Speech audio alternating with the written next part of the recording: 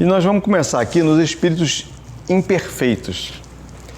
As ocupações deles, ligados à matéria, muitas vezes agem por instinto ou ignorância. Estão incluídos muitos, né? Muitas pessoas, inclusive muitos de nós também, naturalmente, porque nós temos um instinto de sobrevivência, né? Nós temos que nos cuidar. Então, mas eu sou ligado à matéria. A gente tem que prestar atenção na matéria, no nosso corpo físico, que também é matéria. Nós temos que cuidar da nossa saúde, né? Não de forma excessiva, mas temos, né, alguma ligação com a matéria, né? Por isso que nós somos, impreterivelmente, espíritos ainda imperfeitos. As missões. O nosso aprendizado é pela reencarnação, enfrentando provas e expiações. O que são as provas? E o que são as expiações? As expiações, dentro da linha do tempo, nos remete ao passado, não é? A expiação é aquilo que está em alguma coisa que a gente fez que estamos expiando hoje, né? Alguma tristeza, algum vazio, alguma mágoa, ou alguma adversidade com alguém, ou conosco mesmo, uma forma que a gente não se conforma com alguma coisa, uma forma da gente enxergar algum detalhe, alguma situação que a gente não gosta. São expiações. Aquelas perguntas que a gente faz assim: poxa, o que será que aconteceu comigo? Opa, esbarrei aqui. O que aconteceu? Esbarrei. O que aconteceu comigo? Será que eu joguei pedra na cruz?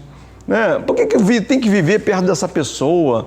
Por que eu vivo nessa casa? Por que eu não vim com uma situação financeira assim, assim, assim? A gente quer dar esse comando todo, né? São as nossas expiações. E as provas?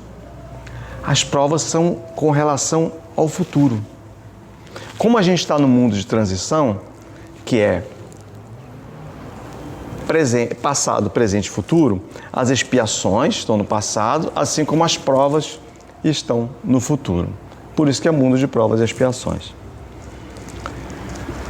Aí tem um exemplo. Espíritos que ainda influenciam negativamente encarnados ou permanecem presos a vícios terrenos. Espíritos que desencarnam, que...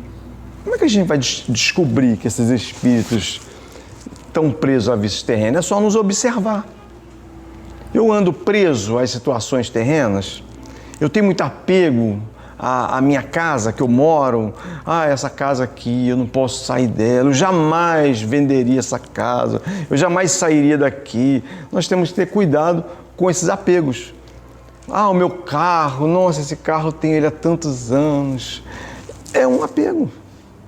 Eu ganhei esse objeto aqui, isso aqui eu não desfaço nunca na minha vida, porque foi um presente que eu conquistei e está lá aquele negócio todo empoeirado, cheio de teia de aranha. Mas você não quer desfazer, quer arrancar esse negócio do guarda-roupa, jogar, dar para os outros. Não, isso aqui eu não posso dar porque eu ganhei. Aquele pseudo-amor, né, que a gente tem por algumas coisas. Quando a gente vai embora, isso ainda continua com a gente, tá? Mas quando a gente desencarnar, eu vou me desligar de tudo. Não desliga não. Se for um apego ferrenho, ele vai continuar, né? Sempre continua. A gente continua do mesmo jeito, só que sem corpo, tá? É mais ou menos por aí. Espíritos bons ou médios? Eles auxiliam os encarnados, auxiliar as ocupações dele, auxiliar encarnados, inspirar boas ideias, proteger familiares ou amigos. Proteger como? Inspirando, interferindo mentalmente de alguma forma. Claro que se a gente se propor a ouvi-los também, se a gente conseguir silenciar o nosso pensamento, se a gente conseguir se aquietar, se a gente conseguir entender que alguma coisa em nós pode ser mudada, a gente vai conseguir. Mas eu não ouço ninguém falando comigo. Que coisa estranha. Eu estou tentando ouvir aqui, mas eu estou aqui agora sozinho, não estou ouvindo voz nenhuma. Mas não é assim. É uma voz interna, é um barulho interior, mas tem que ter uma disponibilidade. Eu preciso abrir a minha janela para o sol entrar. Se a janela estiver fechada, não vai entrar nada, não é? Missões: colaborar com o progresso moral do mundo e preparar-se para planos mais elevados. Como é que a gente prepara com o progresso moral? Prepara os outros? Não, a gente prepara nós. Porque as pessoas nos observam, os espíritos nos observam, nós mesmos nos observamos. Existe também uma questão nossa também, que é eu me sentir no direito de fazer uma prece, de pedir para viver mais, de pedir para que um problema meu, uma doença, eu consiga uma cura. Esse auto-amor que eu preciso ter comigo mesmo, ele tem que ter um objetivo, ele tem que ter uma pretensão. Por que eu quero viver mais? Por que eu quero durar 95 anos? Para quê? Qual a necessidade de eu viver tanto assim? É só para me ver os meus tataranetos, meu bisneto e saber como é que eles vão viver? Qual a decisão? É como se fosse uma novela. Eu quero ver como é que vai ficar a novela da vida da Jade, no que vai dar a vida dela. E eu quero viver muito para ver como é que vai ser a vida das pessoas aqui, né? A vida da Ellen, vou prestar atenção nela. Francisco lá, como é que ele vai tocando violão ainda? Até que idade ele vai tocar violão? Não. Eu quero saber o que eu vou fazer, o que é importante é o que eu vou fazer da minha vida ao desejar viver muito. O que eu vou estar fazendo? Até quando eu vou conseguir falar? Poxa, então Deus tem que manter a minha fala. Eu peço a Deus que mantenha o meu raciocínio funcionando bem. Eu quero viver muito, mas tem que ter um objetivo, não é? Porque viver muito, às vezes a pessoa vive, aí dá um probleminha lá e tal.